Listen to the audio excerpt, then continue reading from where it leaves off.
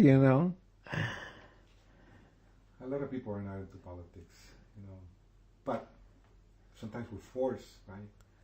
Like you were saying, if you don't speak up, right, you have to speak up, right? This is what you guys did. You guys spoke up during the strike. The same thing politically, right? We have to speak up. Do you see anything, you know, you grew up also in Texas. Do you see anything similar to some of what's going on today with the new current administration? Well, do I see anything? In the whole country right now. Do I see anything different about the administration? Well, similarities, you know. Similar. Well, yes, because I remember being in the service and going with a colored friend to go have something to eat in the restaurant, and they wouldn't serve him. And nowadays you don't see that, you know. So that don't mean it don't happen, but yeah, I got to leave that experience that they rejected him to going in the restaurant. Does that mean I'm old? What would you tell some of the young people today, you know, things that you learn, what would you tell them and what we're going through today? What would I tell the younger generation? The younger generation nowadays has changed from my time back, you know.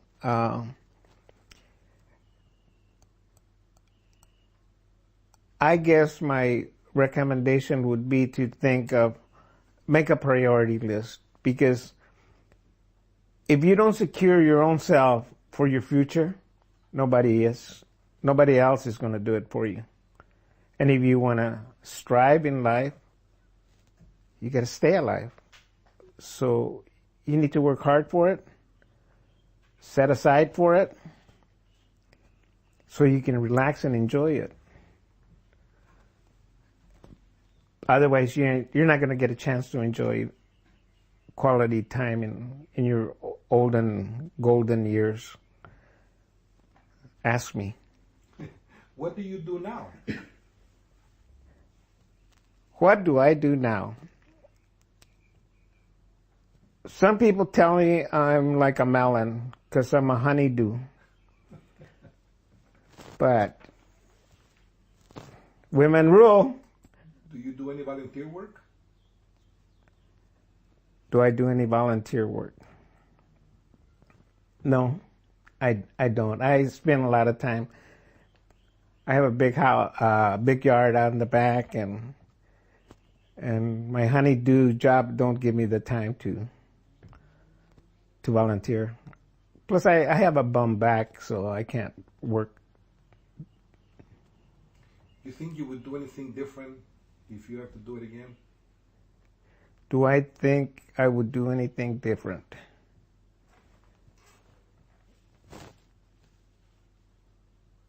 Maybe go to school, learn. Considering I have no education or had the opportunity to really learn what education is about, I think I did okay. I don't regret any minute of it. I've enjoyed all my life. I'm proud of what I've done, whether it be right or wrong. And there's always time to mess up, and there's times to come out ahead. And I hope I came out ahead. Do you run into old strikers? Some of the old strikers? Do I run into some old strikers? Yes, sometimes, yes. Actually, not as many as I used to know because everybody's fading away, but yeah, I see a few of them. Do you talk sometimes about the experiences or those memories of the strike? You know, do we talk about it? Well, most of the time, we'll remember. we don't make it like a point to discuss about it, but we do remember, and we acknowledge it. Yes. Do you still feel that hope that you felt on the strike, that things can be better? Do I still feel that hope of things being better? Being better, the hope of being better, is going to be up to the individual. If the individual wants to feel good about himself, he'll have that hope forever and not let go of it. Anything that you would like to say to everybody? Anything that I would like to say to anybody? Sure. For all of you that I haven't seen for a long time, kind of missed everybody. Wish you all the best. Be strong. Enjoy your lives. Life is short. And enjoy it. That's all I can tell you. Muchas gracias. Likewise. Yeah, I got a question. Yes. So you were telling us a little while we were eating lunch some of your tales of fighting up for yourself, or stepping up and fighting for your own rights and livelihood in some cases. What was that spirit, I guess, in kind of the strike? It was an 18-month fight. What was different about that, or what did you see in common of, like, when you had to stand up for yourself in the National Guard versus in the cannery? What was the difference between then and now? Not necessarily the difference, but I guess what was there a difference in the reason you were stepping up to fight, or I guess that fighting spirit that you have? Survival. Just being able to survive, because if you don't stand up and fight for what you believe on, you're going to lose.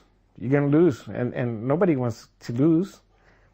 You want to come out ahead and just do your best. Of course, fighting is not the answer, but if that's the last ultimatum you have, don't think about it. Just do it. And good luck.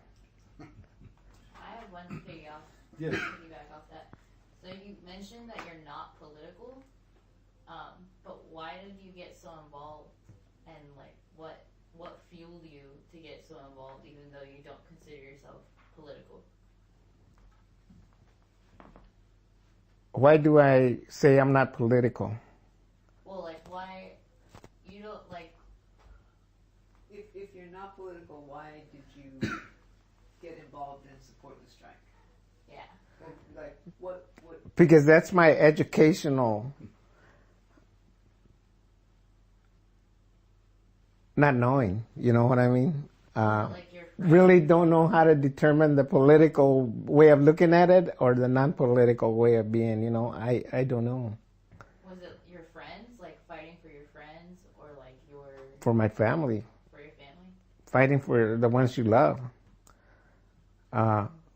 One does what one thinks is going to be good for your family, because that's why we're here for. That's why we're supposed to be the head of the house. I'm talking on a male point of view. Even though nowadays a lady is the one that has to carry the burden, which is a shame when you can get somebody else to do it for you, And why did you feel like that was the right thing to do back then? Why did what? Why did you feel like that was the right thing to do back then? Fight. I mean, why do I think that was the right thing to do back and then? Because I've always been a fighter. I've been a person that my dad taught me to stand up for my rights no matter what. And he taught me well, I think.